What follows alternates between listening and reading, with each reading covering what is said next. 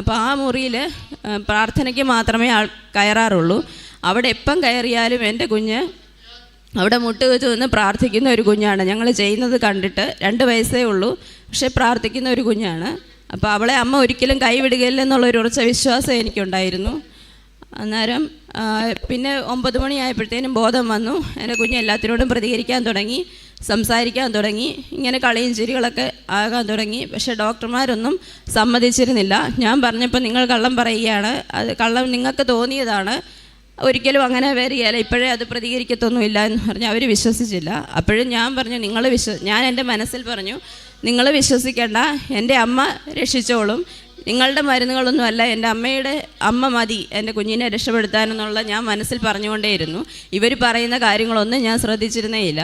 പിന്നെ ഉച്ചയായപ്പോഴത്തേനും എൻ്റെ കുഞ്ഞ് ഓക്കെയായി, എല്ലാം കൊണ്ടും പ്രതികരിക്കാൻ തുടങ്ങി, ഭക്ഷണം കഴിക്കാൻ തുടങ്ങി. ICUവിൽ നിന്ന് അവളെ വാർഡിലേക്ക് മാറ്റി. പിറ്റേ ദിവസം തന്നെ അവളെ വാർഡിലേക്ക് മാറ്റി. 10 ദിവസം ICHൽ ചികിത്സ ഇരുന്നു.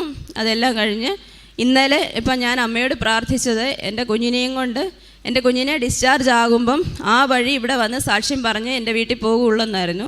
പക്ഷേ ഇന്നലെ എനിക്ക് ഡിസ്ചാർജ് കിട്ടിയപ്പോൾ രാത്രിയായി. ഇന്നലെ എൻ്റെ കുഞ്ഞിനെ ഡിസ്ചാർജ് ചെയ്ത് കൊണ്ടുവന്ന് ഇന്ന് രാവിലെ ഞാൻ അവളെയും കൊണ്ട് ഇവിടെ സാക്ഷ്യം പറയാൻ വന്നു. എൻ്റെ കുഞ്ഞ് എൻ്റെ കൂടെ വന്നിട്ടുണ്ട്.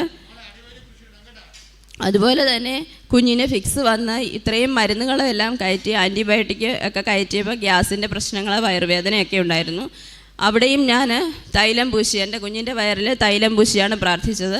അതോടുകൂടി കുഞ്ഞിന് പ്രശ്നങ്ങളെല്ലാം മാറിക്കിട്ടി. പിന്നെ കുഞ്ഞിന് നടക്കാൻ പ്രയാസമായിരുന്നു, കാലുറയ്ക്കുന്നില്ലായിരുന്നു, വേച്ച് പോവുകയായിരുന്നു.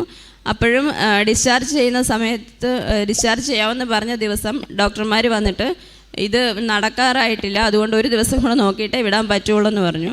ഞാൻ അവിടെയും തൈലം തേച്ച് പ്രാർത്ഥിച്ചുകൊണ്ടും കാശുരൂപം വെച്ച് പ്രാർത്ഥിച്ചുകൊണ്ടും ഇരുന്നു.